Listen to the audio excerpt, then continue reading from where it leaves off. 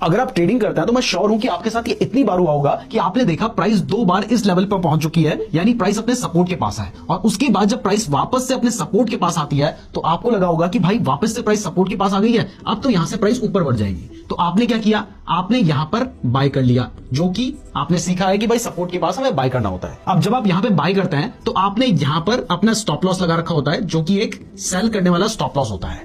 अब होता क्या है कि जैसे ही आप बाय कर लेते हैं उसके बाद प्राइस नीचे आती है, आपका यहां पर स्टॉप लॉस हिट होता है और उसके बाद प्राइस वापस बढ़ जाती है।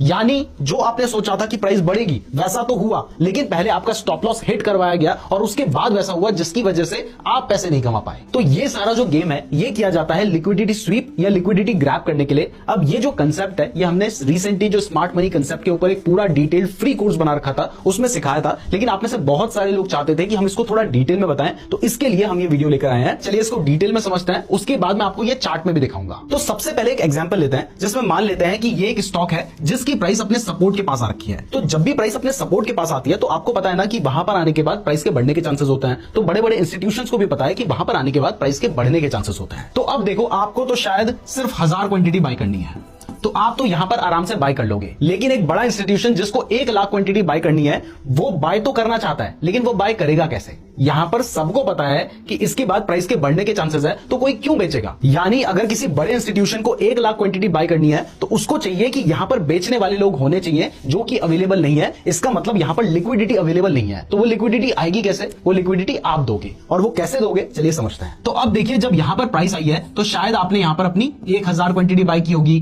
किसी ने यहां पर 10,000 क्वांटिटी बाय की होगी, किसी ने यहां पर 2000 क्वांटिटी बाय की होगी या ज्यादा क्वांटिटी बाय की होगी। तो ऐसे बहुत सारे लोगों ने यहां पर बाइंग की होगी और उन सब ने अपना स्टॉप लॉस कहां पे रखा होगा?